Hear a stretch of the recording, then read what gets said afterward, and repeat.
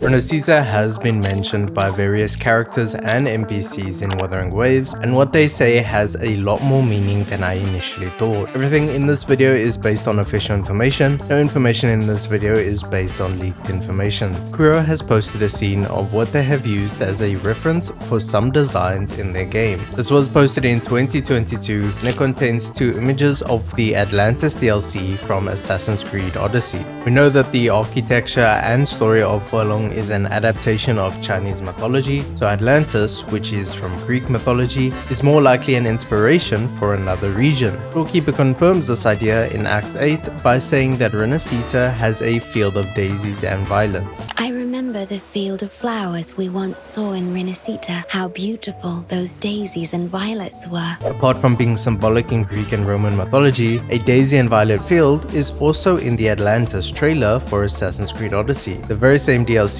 they used as references. Rinascita is also an Italian name which means rebirth, and in the first Lolo campaign event, Machi says that a customer bought jerky in Rinascita. The European origin of jerky is from the Romans, so these four pieces of evidence alone indicate that Rinascita's architecture is inspired from Assassin's Creed Odyssey's Atlantis and Greek and Roman mythology. The two mythologies are very alike, and this is the same way that Wuthering architecture, lore, atmosphere and hierarchy are of Chinese mythology. But this is not where it ends. After watching the Assassin's Creed Odyssey Atlantis trailer, the MC is called the Keeper. Fulfill your destiny, Keeper. This immediately made me think of Shorekeeper, so I went to watch a full 8-hour gameplay walkthrough of this DLC, and that is where everything that is possibly in Rinascita just made sense. The next part in question is the atmosphere of Rinascita, the creatures, the features of both man-made creations and nature. The only confirmation we have is that the manta rays, seen since version 1.0, are a teaser for Rinascita. Again, at the beginning of the DLC, you need to open the Great Seal to access the submerged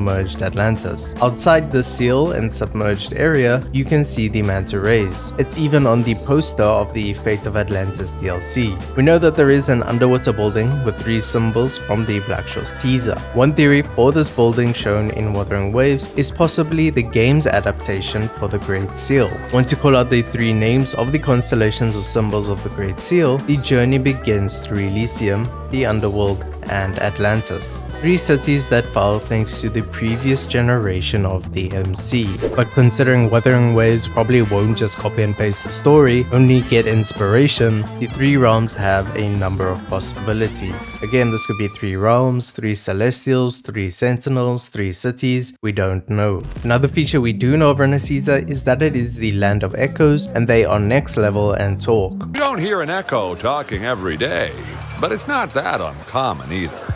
I heard there's a country called what? Anyway, the echoes there are next level.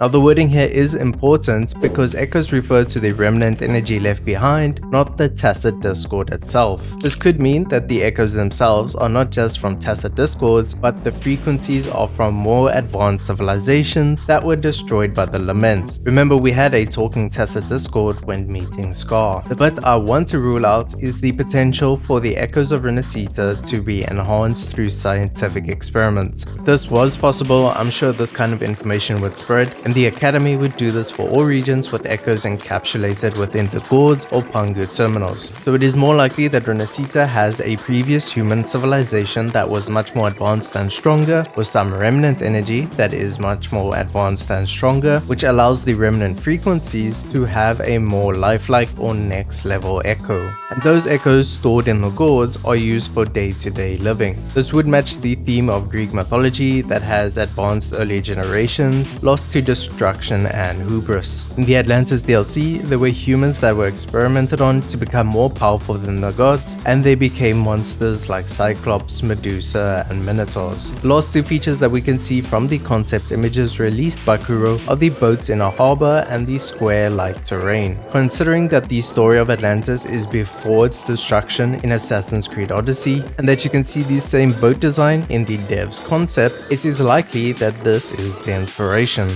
along with the white marble blocks that are all over the area. Wuthering Waves also has a futuristic take on designs, while Atlantis itself was theorized as an advanced civilization. The story of Atlantis gets very deep, and it will take very long to explain it fully for every possible connection to Wuthering Waves. It's also only a fraction of Greek and Roman mythology. The main point to take, if the lore of Rinascita is also heavily inspired from Assassin's Creed Odyssey, is that it is a land that boasts perfection but is built upon deceit, or to put it another way, good from far and far from good. But there are also other time periods from Greek and Italian history that are significant, like the Spartans, the Trojan War, the Renaissance, as well as figures like Alexander the Great, Marcus Aurelius, and many more. The MC in Assassin's Creed is a hybrid between human and Olympian, and therefore became the Dicastis, which means judge or juror. So this could possibly become the theme for Rover in this lifetime in Rinascita. Rover is human and has the power of Abby. Along the same line, the MC in Assassin's Creed was a present being reliving the memories of her ancestor that was an assassin, who was shown the memories of their ancestor as Dicastis of Atlantis in its last days. We know that Shorekeeper and Rover were in Rinascita before, so a previous version of Rover was present. But we do not know if Rover's previous lifetime in Solaris 3 was as Salvation, or if Rover was a hero turned villain. This is the theme in Assassin's Creed Odyssey, the good intentions of a previous generation of MC that ultimately resulted in destruction. And the current MC learns from these memories that the only way forward is to prevent that power from being obtainable rather than letting everyone have it, therefore becomes the Keeper. The only bit of information we have about Rover's past journey was that they were once a legendary hero, and their journey was filled with twists of fate